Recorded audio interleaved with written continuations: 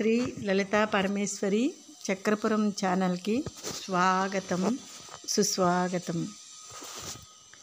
ఇది భగవద్గీత.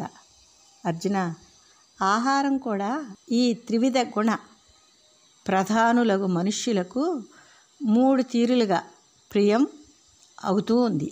అలాగే యజ్ఞము, తపస్సు, దానము 3 తీరులుగా ఇష్టమవుతూ ఉంది.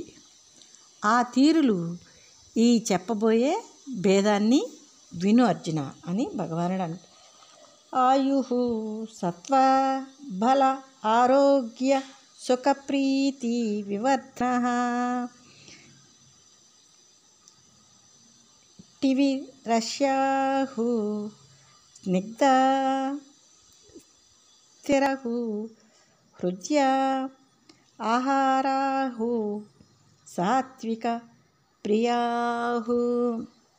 మనోబలము, దేలము, ఆరోగ్యాన్ని, శారీరక సుఖమును, ఇష్టప్రీతిని వృద్ధి చేసే రసవంతములు, నేతిలో మునికి రుచికరములైనవి, చెడిపోనివి, ఆకర్షణీయములైనవి అయిన ఆహారము సాత్వికులు చాలా ఇష్టం అర్జున. ఇష్టములైన వాటిని భుజించి సుఖాసక్తి చేత బంధింపబడతారు. రసనేత్రియమును జయించలేక ఇలా భోజనమే పరమార్థమనుకుని నిజమైన సాధన విడిచిపెడతారు.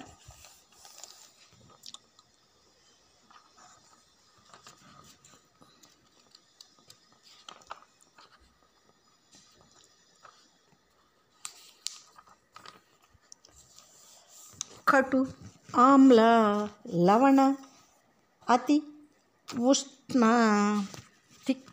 తీక్ష్ణ, రూక్ష విదాహీన ఆహారః రాజసస్య ఇష్టాహు దుఃఖ శోక అమయ ప్రదాహ. కారము, పులుపు, ఉప్పు, అతివేడి, ఘాటైన మసాలాలు, ఎండిపోయినవి, మంట పెట్టనివి అయ్యి దుఃఖము, బాధ, రోగములు కలిగించే ఆహారము రాజసికులకు ఇష్టాలు. వీటి వలన ప్రవృత్తి, ప్రేరణ కలిగి గుణకర్మల యందు ఆసక్తితో బంధంలో పడతారు. కనుక సాధకులకు ఇవి త్యాజ్యములు, విడిచిపెట్టవలసినవి.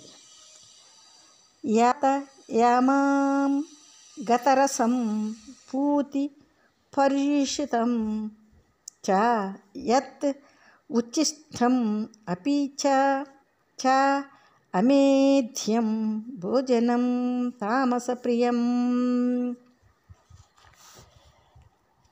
వండిన తర్వాత 3 గంటలు గడిచినది, వంట పదార్థాల్లోని స్వయమైన రుచి లేనిది, పాచిపోయి దుర్గంతో కూడినది, క్రిందటి దినం యొక్క సద్దిది, ఎంగిలిది, అపవిత్రమైన ఆహారము ఏది ఉన్నదో అది తామసులకి చాలా ఇష్టం అర్జున.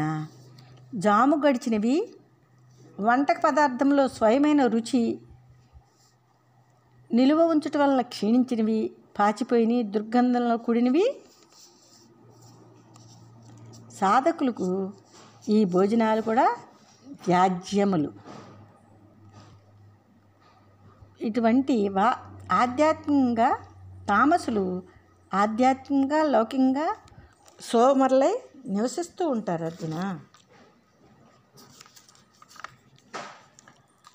అఫల ఆకాంక్షిభిః యజ్ఞః విధితిష్ఠః యః యుజ్యతే యష్టవ్యం ఏవైతి మనః సమాధాయ సః సాత్వికః.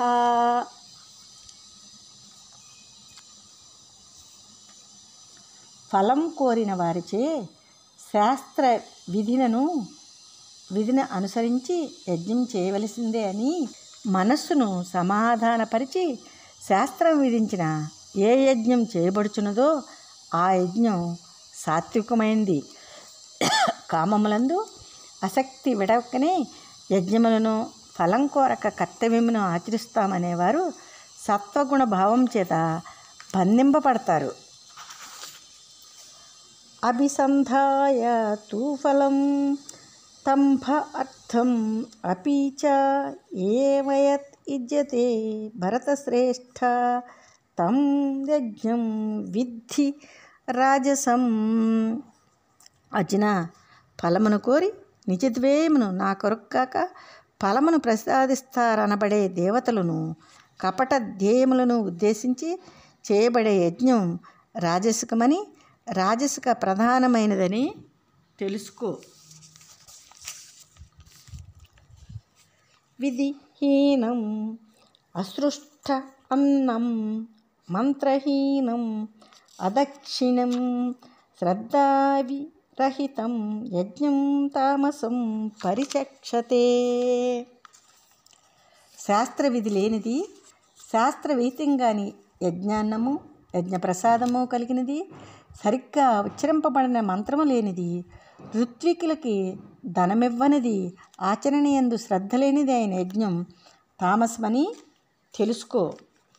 దేవ ద్విజ గురు ప్రాజ్ఞ పూజనం శౌచం అర్జవం బ్రహ్మచర్యం అహింసా చ శరీరం తపః ఉచ్యతే.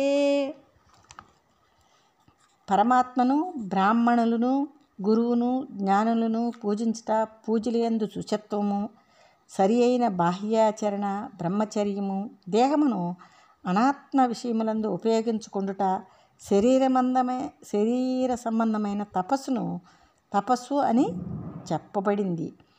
వీటిని